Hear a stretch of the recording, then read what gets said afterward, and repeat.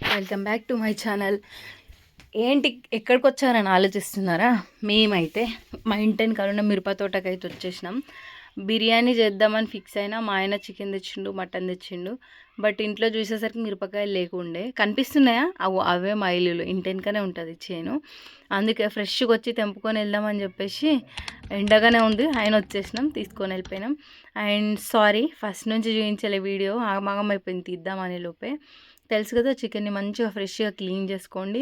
Clean చేసుకున్న తర్వాత దాంట్లో ఉప్పు, కారం, ఉప్పు 1 టేబుల్ స్పూన్, కారం 2 టేబుల్ స్పూన్స్, అండ్ అల్లం వెల్లుల్లి పేస్ట్ 1.5 స్పూన్, అండ్ పెరుగు ఒక 1 కప్, పెద్దది 1 కప్ వేసేసుకోండి. Chicken masala, garam masala, coriander powder ఇవన్నీ వేసి మిక్స్ చేసి ఫైనల్గా ఇట్లా ఈ విధంగా కట్ చేసుకోకుండా మిరపకాయలు ఇట్లా వేసేసుకోండి. అండ్ హోల్ గరం మసాలా మన ఇంట్లో దంచుకున్న పొళ్ళు ఉంటాయి కదా, అది కూడా ఒక 1 స్పూన్ వేసేసుకోండి. ఈ విధంగా మంచిగా మిక్స్ చేసుకొని అదంతా ముక్కకు పట్టేలాగా ఉంచుకొని ఫ్రిడ్జ్లో పెట్టుకోండి. 1/2 అవర్ టు 1 అవర్, 2 అవర్స్ పెట్టుకున్నా మంచిదే. టైం లేకపోతే 1/2 అవర్ పెట్టుకున్నా పర్లేదు. అట్లా తీసి పెట్టేసేయండి. అండ్ నెక్స్ట్ నేనైతే ఇక్కడ ఆనియన్స్ ఫ్రై చేస్తున్నా. ఫ్రైడ్ ఆనియన్స్ వేయడానికి యాక్చువల్గా మ్యారినేట్ చేసేటప్పుడే వేసేసుకోవాలి. బట్ నేను పైనుంచి కూడా వేసుకుంటా, అది మీ ఇష్టం, ఆప్షనల్. ఈ విధంగా ఇంకా చెప్పడం మర్చిపోయినా, చికెన్లో ఒక 6 పావుల నూనె కూడా పోసుకోండి. అండ్ అట్లనే నేను ఇప్పుడు స్టవ్ మీదకి ఎక్కించేసిన. చికెన్ ఒక 50% వరకు కుక్ అవ్వాలి. అండ్ బిర్యానీకి మనం రైస్ ఈ విధంగా 1 కేజీ చికెన్ కాబట్టి 1.5 కేజీ రైస్ నేనైతే తీసుకున్నా. రైస్ కూడా 75% ఉడికే వరకు ఉడికించుకోవాలి. అండ్ దమ్ చేసుకోవడానికి, ఇప్పుడు దమ్ బిర్యానీ చేస్తున్నా కాబట్టి ఒక పెద్ద పాత్ర తీసుకొని దాంట్లో బిర్యానీ హండి ఉంటే ఇంకా మంచిది, లేకపోతే ఒక మందపాటి బౌల్ ఉంటే సరిపోతుంది. ఒక పావు నూనె వేసుకోండి. కింద నూనె వేసుకొని రైస్ వేసుకోవాలి. ఒక లేయర్ రైస్ వేసుకోవాలి, ఒక లేయర్ చికెన్ వేసుకోవాలి. అట్లా దమ్ చేసుకోవాలి. చూస్తున్నారు కదా, నేను చూపించిన విధంగా ఇట్లా 75% కుక్ అయింది రైస్.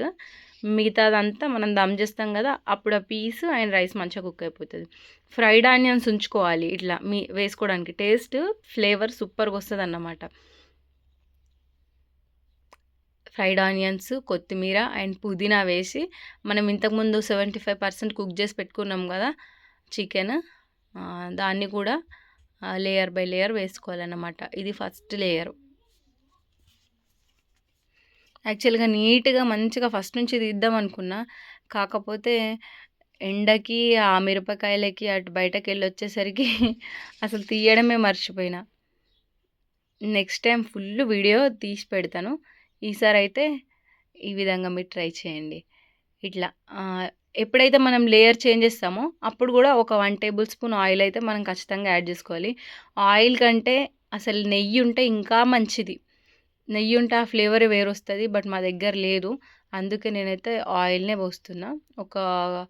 ఒక పావు నూనె అట్లా స్ప్రింకిల్ చేసుకోవాలన్నమాట దాని మీద.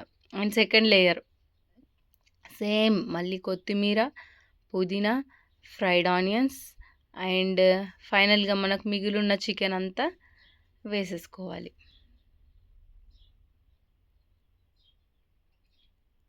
నేను బాస్మతి రైస్ తీసుకోలే, మా ఇంటి బియ్యమే మంచిగా ఉన్నాయి అన్నమాట, సన్నగా. అందుకే నేను అవి తీసుకున్నాను. ఇంకా బాస్మతి రైస్తో చేస్తే ఆ టెక్చరే వేరు ఉంటుంది, అది మీ ఇష్టం. మా ఇంటి బియ్యం మంచిగానే ఉన్నాయి కాబట్టి మేము అనుకోకుండా అసలు సడన్గా ప్లాన్ చేసుకున్నాం. అందుకని బాస్మతి రైస్ అవన్నీ ఏం యూజ్ చేయలేను. కానీ ఇట్లా కూడా చాలా బాగుంటుంది. బియ్యం మంచిగా ఉండాలి, బియ్యం మంచిగా ఉంటే మాగినవైతే బిర్యానీ మంచిగానే వస్తుంది. అండ్ ఇది ఫైనల్ అన్నమాట. ఫైనల్గా ఇట్లా వేసేసుకోవాలి. అండ్ పైన ఫుడ్ కలర్ యాడ్ చేసుకోవచ్చు, బట్ ఫుడ్ కలర్ నాకు నచ్చదు, హెల్త్కి మంచిది కాదు కాబట్టి నేను వేయలేదు. అండ్ లేకుండే కూడా ఈ విధంగా మా విందు అయితే ప్రిపేర్ అయిపోయింది.